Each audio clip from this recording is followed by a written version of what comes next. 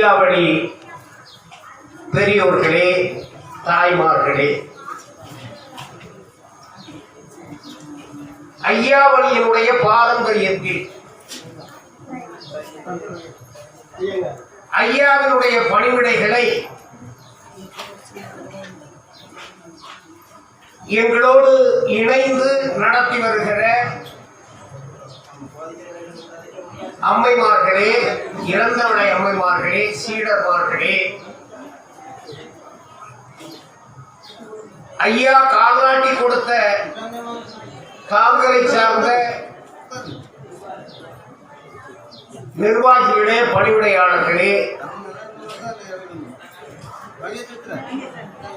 ஐயாவினுடைய பெயரை உலகமும் சொல்வதற்கு ஐயாவினுடைய பெயரால் தாங்கல்களை நடத்தி வருகிற பணிவிடையாளர்களே, நிர்வாகிகளே, உங்கள் அனைவருக்கும் ஐயாவினுடைய திருநடையில் பணிவிடை பார்க்கிற வாக்கியத்தை பெற்றிருக்கிற நான் நீங்கள் எல்லோரும் வாழிய வாழிய வளமும் நலமும் பெற்று என்று வாழ்த்தி,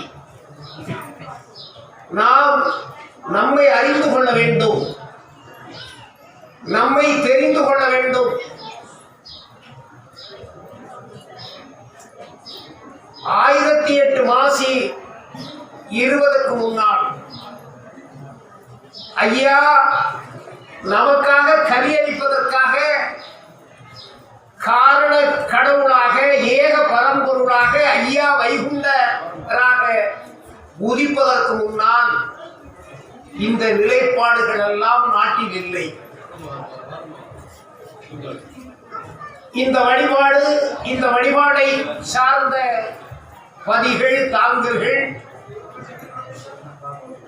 ஐயா வழிநடத்தியபடி ஆரம்பிக்கப்பட்டு ஐயா அவருடைய திரு வருகைக்கு முன்னால் இவைகள் இல்லாமல் இருந்தது. ஐயாவினுடைய திரு வருகைக்கு பின்னால் இவைகள் வந்திருக்கிறது என்பதை புரிந்து கொள்ள வேண்டும். ஐயா இங்கே நடக்கிற பணிவிடைகள், இங்கே நடக்கிற ஒவ்வொரு நிகழ்வுகளும் ஐயா உருவாக்கி தந்தது.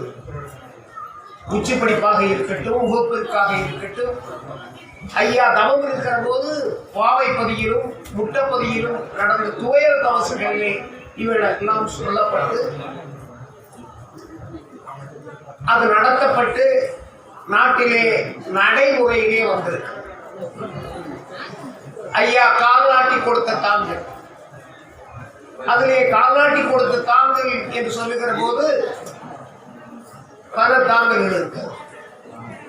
ஐயா கொடியேற்றி திருநாள் நடத்த வேண்டும், நம்முடைய மக்கள் அங்கீகாரம் பெற வேண்டும், நம்முடைய மக்கள் தகுதி இல்லாதவர்கள் இல்லை, இவர்கள் தலை நிமிர்ந்தவர்கள், இந்த உலகத்திற்கு வழிகாட்டக்கூடிய வழிகாட்டிகள் என்பதை நிலைநிறுத்த வேண்டுமேயானால் யாரோ ஒரு இடத்தில் அவர்களால் தான் கொடியேற்ற முடியும், அவர்களால் தான் ஒரு கோவிலிலே பூஜை புனஸ்காரம் நடத்த முடியும். நம் போன்றவர்கள் எல்லாம் ஒடுக்கப்பட்டிருந்த நிலையில் ஆலயம் தொழுவது சாலமும் நன்றி என்பார்கள், கோவில் இல்லாத ஊரில் குடியிருக்க வேண்டாம் என்பார்கள். ஆனால் கோவில்கள் இருக்கும்,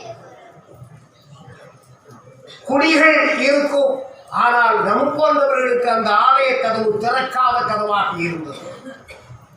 நம் போன்றவர்களுக்கு அந்த ஆலயத்துக்குள்ளே நுழையக்கூடிய அனுமதி இல்லாமல் இருந்தது. நாம் மனிதனாக பிறந்திருந்தாலும் மனித உரிமைகள் எல்லாம் மறுக்கப்பட்டவர்களாக வாழ்ந்தோம் என்பதையும் நாம் நினைவு கூர்ந்து ஐயாவுடைய வருகைக்கு பின்னால் நாம் எந்த அளவுக்கு உயர்ந்திருக்கிறோம் என்பதை எண்ணி பார்ப்பதற்கு கடமைப்பட்டிருக்கிறோம். நாம் ஐயாவுடைய வருகைக்கு முன்னால் முட்டுக்கு கீழே முழு வேட்டி கட்டுவதற்குரிய தகுதி இல்லாதவர்களாக இருந்தோம். நம்முடைய தாய்மார்களும் அப்படித்தான், இடுப்பிலே ஒரு துண்டு கட்ட வேண்டும், மார்பை மறைப்பதற்கு மேலாடை அணியக்கூடாது, திறந்த மார்பகத்தோடு தான் நம்முடைய தாய்மார்கள் இருக்க வேண்டும் என்கிற கொடுமை நாமெல்லாம் தீண்டத்தகாதவர்களாக நடத்தப்பட்டு தொட்டால் தீட்டு என்று வைத்திருந்தோம். உலகத்திலே இல்லாத கொடுமை இந்த பகுதியிலே இருந்து தொட்டால் தான் தீட்டு என்பார்கள். அது தீண்டாமை.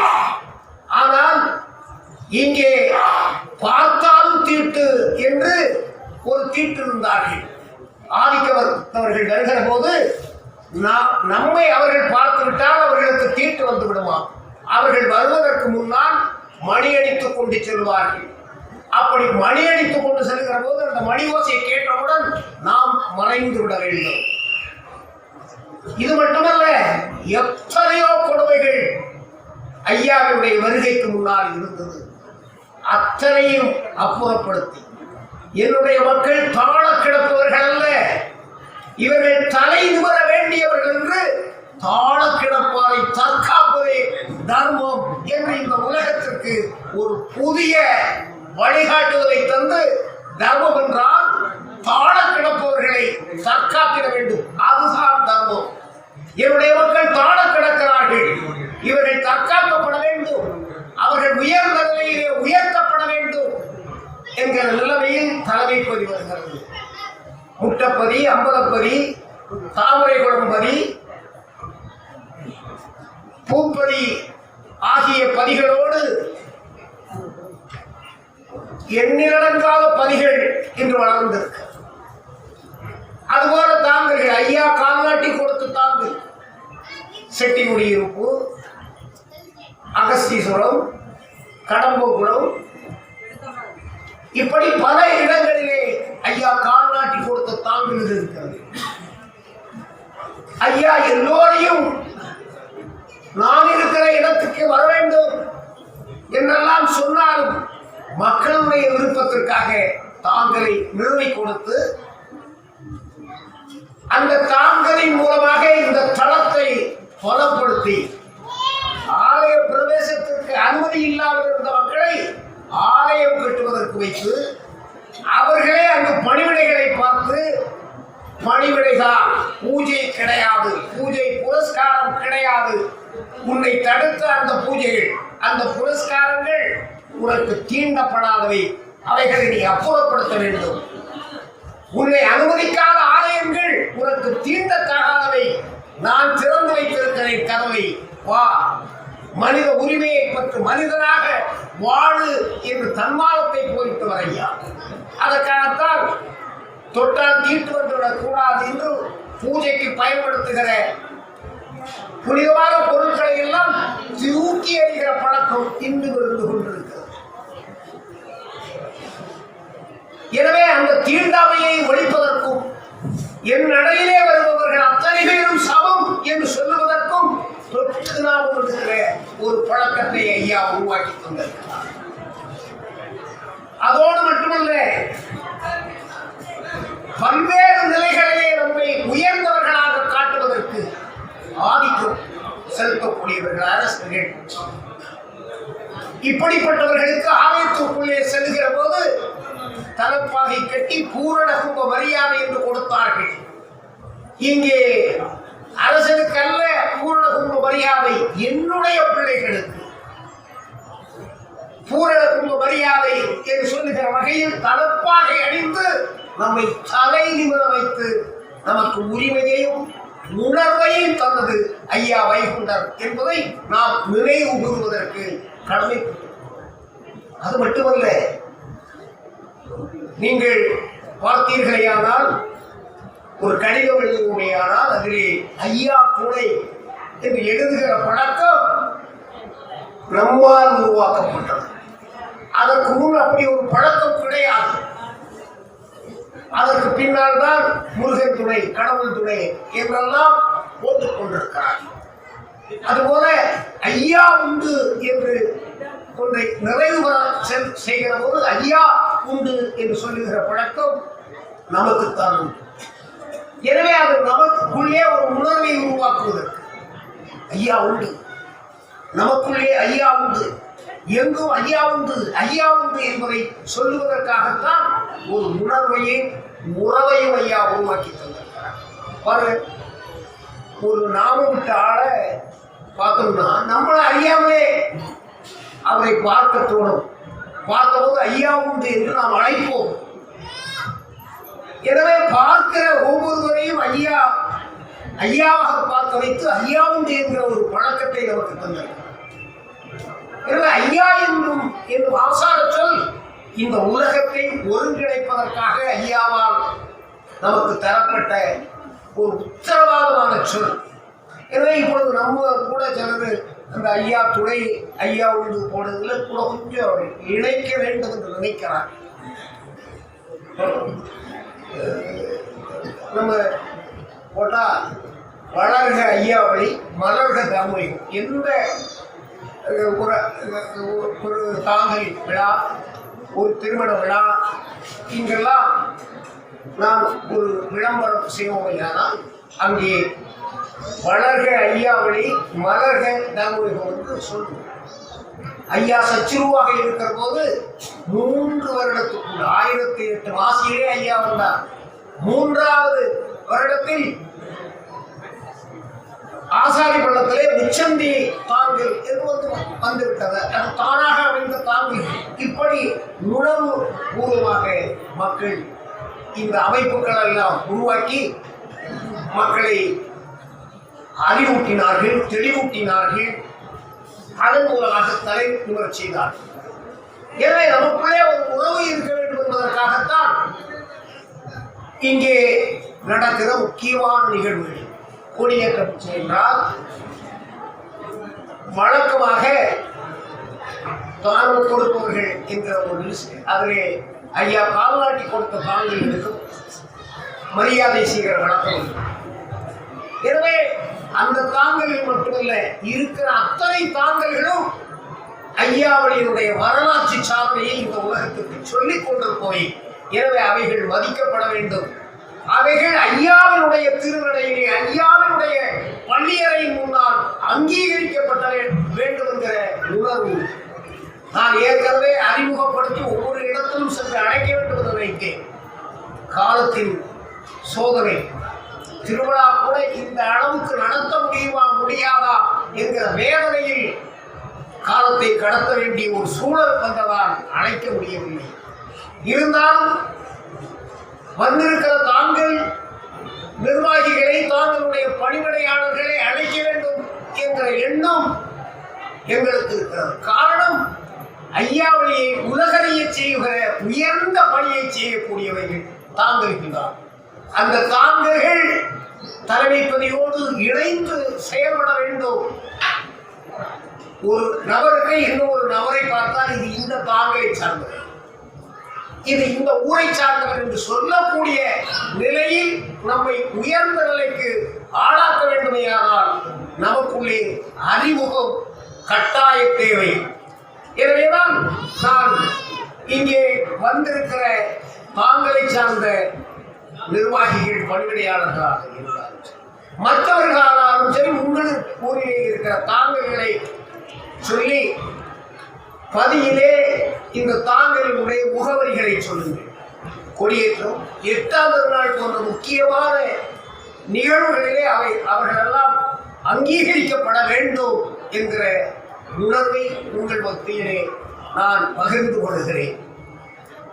நமக்கு பெருமை தந்திருக்க ஐயா, நாம் வந்தோம் என்ற நாமம் கேட்டவுடன் தான் வந்த சாடியது நன்றாகும் என்று நாமம் விட்டவர்கள் எங்கேதான் முத்திரைகளை இட்டோரே நன்றாவார் என்று நம்மை நன்றாவார் என்று சொல்லும் போது முத்திரையிட வேண்டும் என்பது கட்டாயமாக இருக்கிறது. இந்த உலகம் ஐயாவினுடைய அன்பு குடைக்குள் வர வேண்டும். ஐயாவால் தான் இந்த உலகை ஒருங்கிணைக்க முடியும். மதத்தின் பேரால் சண்டையிட்டு, இனத்தின் பேரால் சண்டையிட்டு, ஜாதியின் பேரால் சண்டையிட்டு இருக்கக்கூடியவர்களால் சமாதானத்தையும் சமத்துவத்தையும் உருவாக்க முடியாது. மனிதநேயத்தை மதிப்பவர்களால் தான் சமாதானத்தையும் அன்பையும் உருவாக்க முடியும் என்பதால் தான் ஐயா மனிதநேயத்தை அமல்படுத்துவதற்கு விரும்பினார், அன்பை போதித்தார். எனவே அந்த அன்பு வழியிலே செல்லுகிற நாம் மனிதனை மதிப்போம், மனித நேயத்தை காப்போம், மதம் கடந்து நாம் மக்களை அன்பால் அரவணைப்போம். இந்த உலகம் ஐயா வைகுண்டருடைய பின்னால் வருவதற்கு உழைக்க வேண்டிய கடமையும் பொறுப்பும் நாம் எல்லோருக்கும் இருக்கிறது. அந்த பொறுப்புணர்வோடு எல்லோரும் ஐயா தந்திருக்கிற அந்த முத்திரியா திருநாமத்தை என்னுடைய நெற்றியிலே அணிவதை தவிர வேறு எந்த சின்னங்களையும் அணிய மாட்டேன் என்கிற உறுதியை அன்புக்குரிய ஐயாவுடைய அன்பர்கள், அதுவும் குறிப்பாக தாய்மார்கள் எடுத்துக்கொள்ள வேண்டும். முத்திரிப்பதை விட்டுட்டு பதில வந்து நாமும் ஒரு ஸ்டிக்கர் வந்துடுது. நமக்கு எவ்வளவு பெரிய அடையாளம் ஐயா தந்திருக்கிறான். நிரந்தர அடையாளம் ஐயாவுடைய திருநாமம், நிரந்தர அடையாளம். ஐயா பல்வேறு நிலைகளிலே புரட்சியை சமுதாயத்தில் உருவாக்கி இருக்கிறார். ஐயா உருவாக்கிய புரட்சிகள் தான் இந்த சமுதாயத்திலே மறுமலர்ச்சியை ஏற்படுத்துவதற்கு உழைத்துக் கொண்டிருக்கிறது. எனவே சமுதாய மறுமலர்ச்சியினுடைய ஆரம்பம் ஐயாவளி. அன்பு பாராட்டுவதற்கு போதித்தது ஐயாவளி. சமத்துவத்தை இந்த உலகத்தில் சாதிப்பதற்கு கற்றுக் கொடுத்தது ஐயாவளி. ஒரு கிணற்றில் ஒட்டி உறவாடி ஜாதி பேதம் மறந்து ஒன்றாக பதவிட்டு ஒன்றாக ஐயா சிவசிவா அரகரா அரகரா சிவ சிவ சிவசிவா அரகரா என்கிற தாரக மந்திரத்தை ஒலித்து நாம் வர வேண்டும். எனவே ஐயாவுடைய அடையாளத்தை ஒவ்வொரு இடத்திலும் நாம் மதிப்போம். அந்த அடையாளத்தை எழுச்சியோடு எல்லோரும் ஏற்றுக்கொள்ளக்கூடிய வகையிலே நாம் செயல்பட வேண்டும் என்கிற ஒரு உறுதிப்பாட்டை ஐயாவுடைய அன்பு பிள்ளைகள் எடுத்துக்கொள்ள வேண்டும். ஐயாவளி என்கிற பெருமை எல்லோராலும் மதிக்கப்படுகிற உணர்வை தரும். எனவே நான் ஐயாவளிக்காரன், ஐயா வைகுண்டருடைய பிள்ளை என்கிற உணர்வோடு ஒவ்வொரு ஐயாவளியுடைய அன்பு பிள்ளைகளும் நெஞ்சு நிமிர்ந்து வர வேண்டும் வர வேண்டும் என்று அன்போடு கேட்டுக்கொள்கிறோம். ஒரு 50 வருடத்திற்கு முன்னால், ஒரு 70 வருடத்திற்கு முன்னால் நாம் கிராமம் போட்டு போனால் நம்மை கிண்டலடித்தவர்கள் உண்டு. இன்று அந்த கிண்டலடித்தவர்களுடைய வாரிசுகள் எல்லாம் நாமும் போட்டுக் இதுதான் நிதர்சனமான நிலைமை. ஆனால் நாமும் போடுவதால் பிழைப்பவர்கள் நாமத்தையும் ஐயாவளியையும் பரிகசித்துக் கொண்டிருக்கிற நிலைமை நீடிக்க கூடாது. அதை நீடிக்கவும் விடக்கூடாது என்கிற உத்தரவாதத்தை நாம் எடுத்துக்கொள்ள வேண்டும். இந்த நாடு பல்வேறு கட்டுப்பாடுகளிலே இருந்து கொண்டிருக்கிறது. காரணம் கொரோனா தொற்று. எனவே அந்த தொற்றினுடைய கட்டுப்பாடுகள் நாம் ஒவ்வொருவரும் மதிக்க வேண்டும். எனவே பதிக்கு வந்தாலும் முக கலசத்தோடு வாருங்கள், சற்று விலகியே இருங்கள். இந்த திருநாட்களை நடத்துவதற்கு உங்களுடைய பொறுமை, உங்களுடைய அன்பான நடவடிக்கை, நீங்கள் சொல்லுவதை கேட்பீர்கள், ஒதுங்கி இருங்கள் என்றால் ஒதுங்கி இருப்பீர்கள் என்கிற நன்னடத்தைக்கு சான்று ஐயாவுடைய அன்பு பிள்ளைகள் என்று அதிகாரிகள் கருதுவதால் தான் நமக்கு சில தனி சலுகைகள் கிடைத்திருக்கிறது. அந்த சலுகைகளை தக்க வைப்பதற்கு ஐயாவுடைய பிள்ளைகளாக வாழ்வோம் வாழ்வோம். இந்த உலகில் கலியை வெல்லுவதற்கு, இந்த உலகத்தில் பிடித்திருக்கிற கலியை வெல்லுவதற்கு நம்மால் மட்டுமே சாதிக்க முடியும். சாதிக்க பிறந்தவர்கள் ஐயாவினுடைய நாமத்தை நெற்றியிலே அணிந்தவர்கள், சாதிக்க தகுதி படைத்தவர்கள் ஐயாவினுடைய பிள்ளைகள். எனவே ஐயாவினுடைய பிள்ளை சாதித்து காட்டுவேன். தர்மயுக வாழ்வை இந்த உலகத்தில் நிலைநிறுத்துவதற்கு ஐயாவினுடைய வழியிலே நடப்பே என்று ஐயாவினுடைய பொன்மேனி கூற்றுக்கு முன்னால், ஐயாவினுடைய திருநடைக்கு முன்னால் அமர்ந்திருக்கிறதா இந்த தர்மத்தை பெற்றிருக்கிறதா? ஐயா நமக்காக கொடியேற்ற தந்திருக்கிற இந்த தர்மத்தை கொண்டிருக்கிறதா? ஐயாவை வணங்கிவிட்டு நம்முடைய இல்லத்திற்கு செல்லுகிற போது நாம் நினைத்ததையெல்லாம் ஐயா நிறைவேற்றி தர வேண்டும். நம்முடைய எண்ணமெல்லாம் நம்முடைய எண்ணம் போல் ஈடேறுவதற்கு ஐயாவுடைய அருள் தர வேண்டும். ஐயா உங்களுடைய அன்பு பிள்ளைகள் இடையூறு இல்லாமல், இன்னல் இல்லாமல், எக்காலத்திலும் வளமான வாழ்வதற்கு ஐயா உங்களுடைய பிள்ளைகளை ஆசீர்வதித்து ரட்சித்து அனுப்புங்கள். அவர்கள் இல்லம் செல்லட்டும். அவர்கள் இல்லம் செல்கிற போது இனியவைகளாக நடந்தேறட்டும். அதற்கு உங்களுடைய அருளுக்கு, பேரருளுக்கு உங்களுடைய காலடி தொட்டு வணங்கி எல்லோரும் வாழிய வாழிய வளமும் நலமும் பெற்று என்று வாழ்த்துகிறேன். ஐயா, அன்பு வணக்கம்.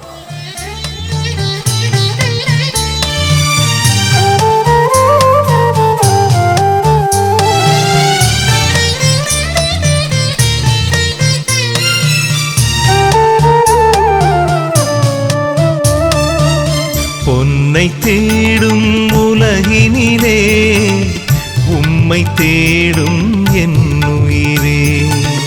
உன்னை தேடும் உலகினிலே உம்மை தேடும் என் உயிரே. மண்ணும் பொன்னும் நிலை. இந்த இசைப்பேழையை அவருடைய முதல் பிரதியை வெளியிடுகிறேன்.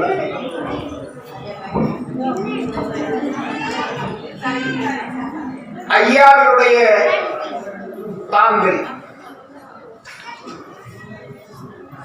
1011 அங்கே ஐயாவுடைய போதனைகளை ஆரம்பித்து முச்சந்தி சாமியார் அவர்கள் ஒரு மிகப்பெரிய ஐயாவளி என்னுடைய எழுச்சியை ஆசாரிப்பள்ளம் பகுதியிலே உருவாக்கினார்கள். அந்த முச்சந்தி சுவாமியார் திருநாளர் தாங்கல் என்று ஐயாவுடைய திருநாளர் தாங்கல் இருக்கிறது.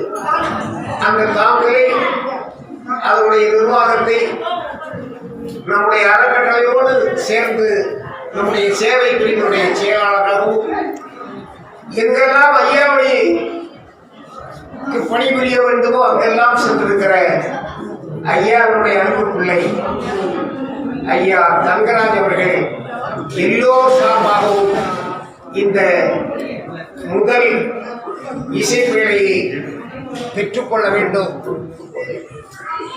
என்று அன்போடு இதை வெளியிடுகிறேன். எல்லோரும் இதை கேட்டு வாங்குங்கள். உங்களுடைய வீட்டில் இந்த குரல் ஒலிக்கட்டும். அதன் மூலமாக இன்னும் எழுச்சி தரக்கூடிய ஐயாவினுடைய கருத்து முழக்கங்கள் வரும். வாழிய வாழிய என்று வாழ்த்தி இந்த இசைப்பேழையை நான் ஐயாவினுடைய பிள்ளைகள் மத்தியிலே ஐயாவினுடைய ஒரு பிள்ளையாக பணிவிடை பார்க்கிற பாக்கியம் பெற்றவனாக வெளியிடுகிறேன். அன்பு வணக்கம். ஐயா.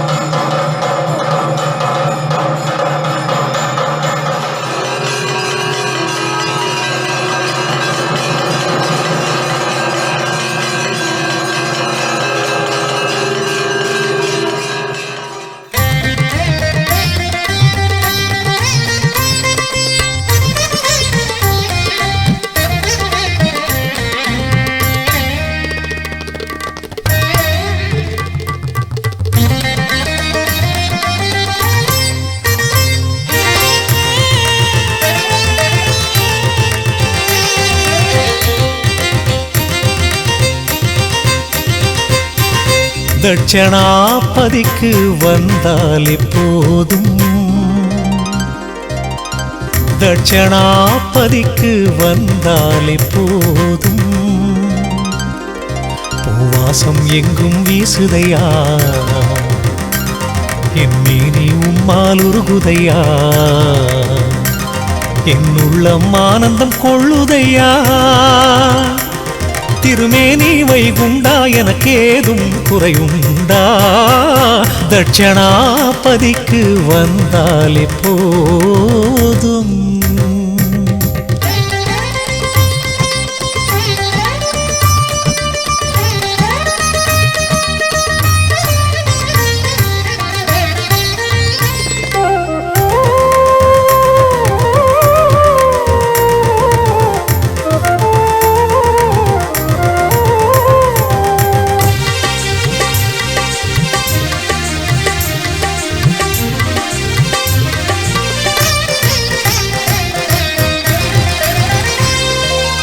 மனதை மயக்கும் உந்தன் கோவில், சொர்க்கலோகம் செல்கின்ற வாசலே.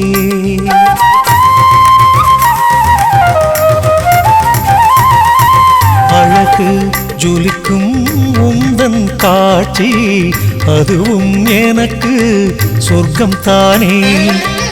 அன்பு பொறுமை சொன்னாய் ஐயாவும் ஆட்சியிலே, ஆசை கொண்டேன் நானும் ஐயாவும் மீதிலே.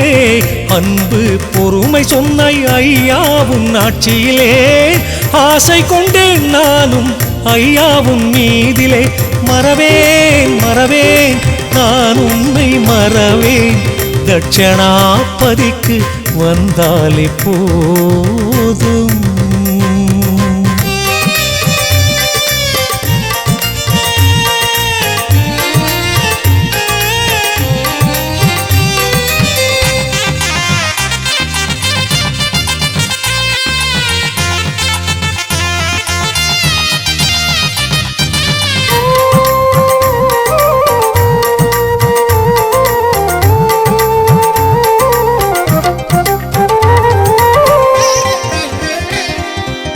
கண்ணில் தோன்றும் உந்தன் அழகு, காலை நேர கதிரவனே.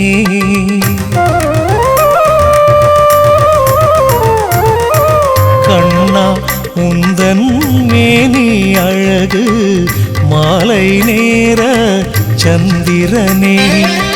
கள்ளமில்லா உள்ளம் கொண்டு நான் தொழுவேனே, பச்சிளம் குழந்தை என்னை காத்திடுவாயே. கள்ளமில்லா உள்ளம் கொண்டு நான் தொழுவேனே, பச்சிளம் குழந்தை என்னை காத்திடுவாயே. எதையும் தாங்கும் நல் இதயம் தருவாய், தட்சணாபதிக்கு வந்தாலே போதும். ஆ